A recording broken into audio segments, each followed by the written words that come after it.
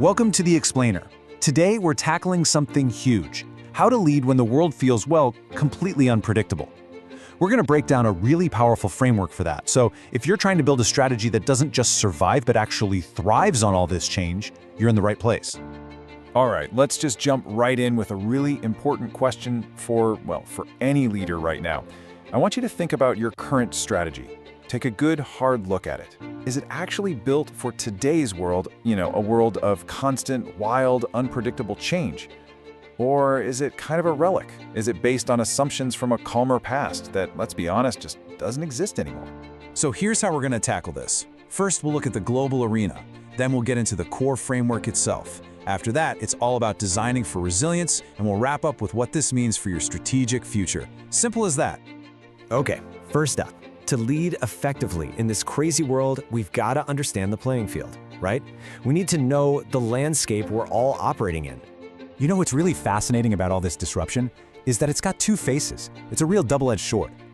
On one side, you have the scary stuff, the big risks, the unforeseen challenges, the market volatility. That's the storm. But, and this is the crucial part, on the other side, there's this huge opportunity. For leaders who are ready for it, that exact same disruptive energy can be like a rocket ship, launching them forward into new markets and making them more relevant than ever. So, that's the big question, isn't it? How do you actually navigate that double-edged sword? Well, the source material we're looking at offers a really elegant framework. It's built on three core principles. They call them the 3 C's. And here they are: commitment, congruency, and continuity. Think of these as the 3 pillars, the essential building blocks for leading in today's world. Let's dig into what each of these really means. Okay, first up is commitment. This is your North Star, your strategic anchor in a stormy sea. It's about having a really clear long-term global vision and then actually sticking to it. It means you don't panic and change course with every bad quarterly report or a sudden dip in the market. It's that absolute, unwavering dedication to where you're headed, no matter how choppy the water gets. All right, so after commitment, we get to congruency. And this is where it gets real. It's about making sure your entire organization is, quite literally, rowing in the same direction. Your hiring, your budget, your product roadmap, every single action, every decision, it all has to line up with that long-term commitment we just talked about. You see, without congruency, your strategy is just a nice-looking document. But with it, that's when it becomes reality. And that brings us to the final C: continuity. This is what ties it all together. This is about future-proofing everything. Because look, it's not enough to have a brilliant strategy for today. You have to build it to last. Continuity means designing your strategy to be like a living, breathing thing, something that can adapt and evolve over time. That's how you ensure your organization is truly resilient for the long haul.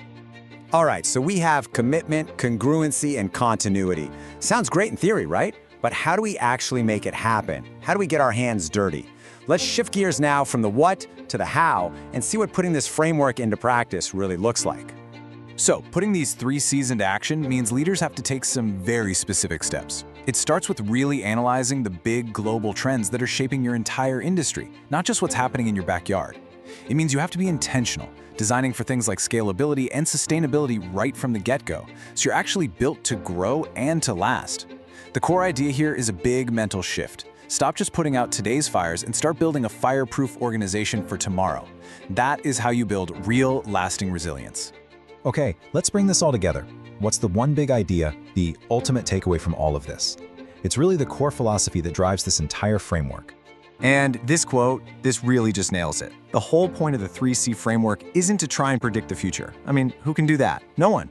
Instead, the goal is to build an organization that's so strong, so aligned, and so adaptable that it actually doesn't need to know exactly what's coming next. It's ready to thrive no matter what the future throws at. So, I want to leave you with one final question to take back to your team.